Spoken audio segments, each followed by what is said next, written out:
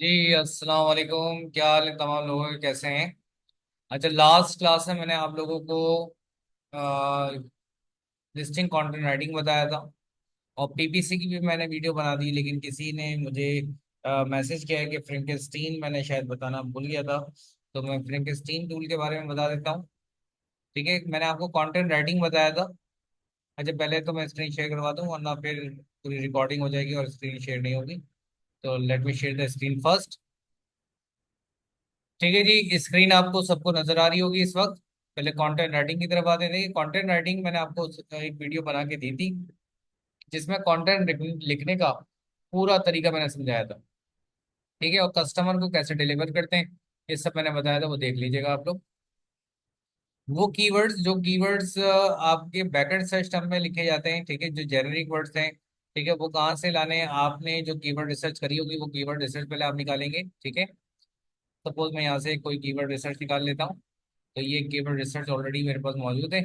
ठीक है, इसके मैंने कीवर्ड्स उठाए, ये यहाँ से मैं इसको सेट नहीं कर, सिंपल मैं इसके बस कीवर्ड निकालता हूँ। ये कीवर्ड निकाले, कॉपी किया और ये टूल पे मैं गया, यहाँ पे टूल पर आ गया। मैं टूल पर आने के बाद ये ऑलरेडी टूल है मेरे पास इधर। ठीक है, यहाँ पे एक ऑप्शन है फ्रैंकेनस्टीन बैकएंड सिस्टम लिखने के काम आता है।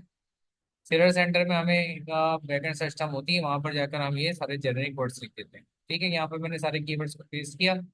पेस्ट करने के बाद मेक श्योर कि यहाँ पर चेक लगा हुआ हो। ठीक है, add only spaces, remove duplicates, convert to lower case और रिमूव स्पेशल कैरेक्टर, और अगर इसके अलावा कोई स्पेशल कैरेक्टर रिमूव करना चाहते हैं तो वो भी आप लिख सकते हैं। प्रोसेस करना है आपने। प्रोसेस करने के बाद देखें यहाँ पर सारे कीवर्ड्स आ जाएंगे। ये सारे जेनेरिक कीवर्ड्स को आपने कॉपी कर लेना है। ये कॉपी करके फिर आपने यहाँ पर जो आपके पास फाइल है कंटेंट राइटिंग की बैकएंड सिस्टम में, ये आपने सारे कीवर्ड्स यहाँ पर लाके पेस्ट कर दे। ठीक है, ये फ्रैंकेनस्टीन का ये यूज है। तो फ्रैंकेनस्टीन के बाद मैंने पीपीसी बना दी, पहली वीडियो पीपीसी की। आज मैं दूसरी वीडियो बनाना है मुझे, लेकिन बल्क फाइल मेरी रह गई थी। तो मैं बल्क फाइल बनाना आपको बता रहा हूँ कि बल्क फाइल की वीडियो रह गई थी, बाकी मैंने लेक्चर तो समझा दिया था सबको। लेकिन जो बल्क फाइल होती है, बल्क फाइल में हम क्या करते हैं कि थाउजेंड्स ऑफ लिस्टिंग्स को हम बल्क फाइल के जरिए अपलोड कर सकते हैं। यानी बल्क फाइल का ये फायदा है, कल कल को अगर अमेजोन हमारी लिस्टिंग को डीएक्टिवेट करता है, लिस्टिंग को हमारी जो है वो खत्म कर देता है, तो हमारी लिस्टिंग हमारे पास एक फाइल में मौजूद होगी, तो हम उस फाइल के जरिए अपलोड कर सकते हैं। तो अमेजोन हमें वो फीचर देता है। हमने क्या करना है, हम अपने सेलर सेंटर पे जाएंगे और सेलर सेंटर पे जाकर हमारे पास जो है कैटलॉग जो है और उसके नीचे ऐड विया अपलोड, इस पे जाएंगे। ऐड विया अपलोड के ऊपर ये हमारे पास ऑप्शन आ जाएगा और इसमें हमारे पास चार टैब्स आ रहे हैं, एक दो तीन चार। हमने इस पहले वाले टैब पे क्लिक करना है, डाउनलोड प्रोडक्ट शीट पर हमने क्लिक करना है। ठीक है, इस पे क्लिक करने के बाद फिर हमने यहाँ पर ये सेलेक्ट करना है इंग्लिश amazon.com, ये यूनाइटेड स्टेट इंग्लिश। ठीक है, यहाँ पर आप अपना जो है कीवर्ड लिख देंगे, और अगर आपको कीवर्ड के अलावा यहाँ पे आप कंपनी टाइटल मालूम है तो वो आप लिख देंगे, सर्च कर लेंगे, ये आपको कैटेगरी निकाल के दे देगा। लेकिन अगर आप कहते हैं कि मुझे कैटेगरी मालूम है, तो आपने ब्राउज या प्रोडक्ट कैटेगरी पे जाना है और आपने पेरेंट से चाइल्ड कैटेगरी को सेलेक्ट करके आपने वहाँ पे कैटेगरी को सेलेक्ट कर लिया। ठीक है, लेकिन यहाँ पे मैंने कहा जी हाँ यही है, मैंने इसको सेलेक्ट किया। सेलेक्ट करके फिर मैंने यहाँ पर क्या कर दिया, ये जनरेट स्प्रेडशीट। ठीक है, क्योंकि मैंने स्प्रेडशीट जनरेट कर चुका हूँ इसी कीवर्ड के, यहाँ पर amazon.com इधर लिखा हुआ होना चाहिए। जनरेट स्प्रेडशीट पे क्लिक करेंगे तो आपके पास इस तरीके की फाइल अपलोड हो जाएगी। लेट मी टेल यू कैसे मैंने फाइल अब डाउनलोड करी एक्सेल की।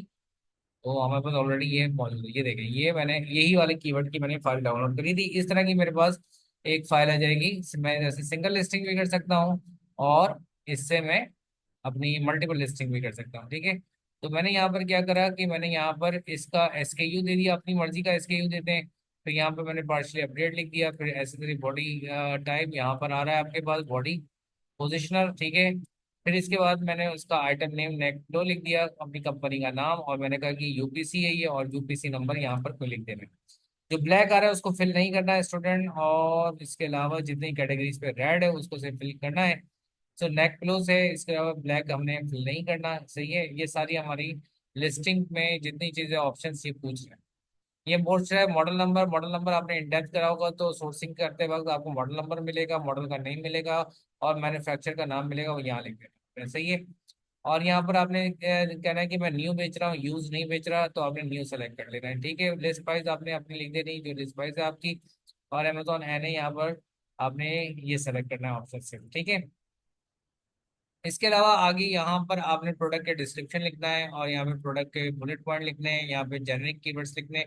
उसके लिए आसान तरीका ये है कि स्टूडेंट्स आप क्या करेंगे कि यहाँ पे क्लिक करें और फॉर्मूला बार पे जाके अपने प्रोडक्ट की डिस्क्रिप्शन लिख दें। प्रोडक्ट की डिस्क्रिप्शन जो आपने प्रोडक्ट की डिस्क्रिप्शन लिखी है वो यहाँ पे लिख देंगे। ठीक है, तो मैंने यहाँ पर ऐसे कुछ वर्ड्स लिखे हुए हैं, लेकिन आपने प्रोडक्ट की डिस्क्रिप्शन लिख। ठीक है, उसके अलावा ये आपने एज डिस्क्रिप्शन बतानी है कि भाई ये एडल्ट्स के लिए, बच्चों के लिए, टोटलर के, मैंने किया एडल्ट के लिए।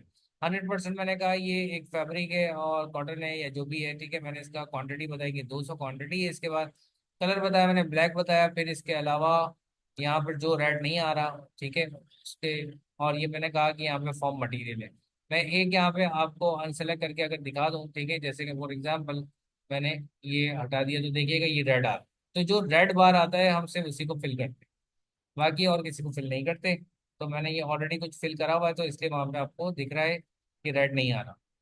ठीक है, मैं इस सर पूछा गया कि हाँ जी ये भी रेड आ रहा, तो मैंने सर फिल कर लिया है, लेकिन मैं आपको दिखा देता हूँ। देखा इस तरह से रेड आ रहा होगा सेल। तो आपने फिर ये सेल पर क्लिक करा और क्लिक करके आपने कहा कि भाई ये स्लीपिंग के लिए इस्तेमाल होता है, ये पिलो नेक पिलो। ठीक है, सारी चीजें आपने यहाँ पे फिल कर दी। फिर आपने टारगेट यूज, आपने कहा बैक के लिए यूज हो रहा है ये प्ले जो है, बैक के लिए हम यूज कर रहे हैं। उसके आगे फिर जितने ऑप्शंस आपको दिख रहे हैं कि यूनाइटेड स्टेट से इसका ओरिजिन है नेकपिलो का, और बैटरी इसमें नहीं। बैटरी सेलेक्ट कर लोगे, अगर कहोगे हाँ बैटरी है, तो आगे की ऑप्शन खुल जाएगा। हमने कहा नहीं भाई बैटरी नहीं है। फर्दर हमने कोई सर्टिफिकेशंस वगैरह में किसी में नहीं फंसना, तो हमने कहा कोई बैटरी नहीं है। और कोई खतरनाक चीज़ है कि मैंने कहा नहीं भाई नॉट एप्लीकेबल, इसके लिए कोई ऐसी प्रिकॉशंस नहीं है। ठीक है, कोई सर्टिफिकेशन भी रिक्वायर्ड नहीं है, नॉट एप्लीकेबल, इसमें सर्टिफिकेशन पूछा तो मैंने कहा नॉट एप्लीकेबल। ठीक है, बल्क फाइल में हमने सारी चीजें यहाँ पर डिफाइन कर दी। इसके अलावा जो है वो आप जब इन डेप्थ करेंगे फ्रेट फॉरवर्ड से आपको चीजें मिलेंगी।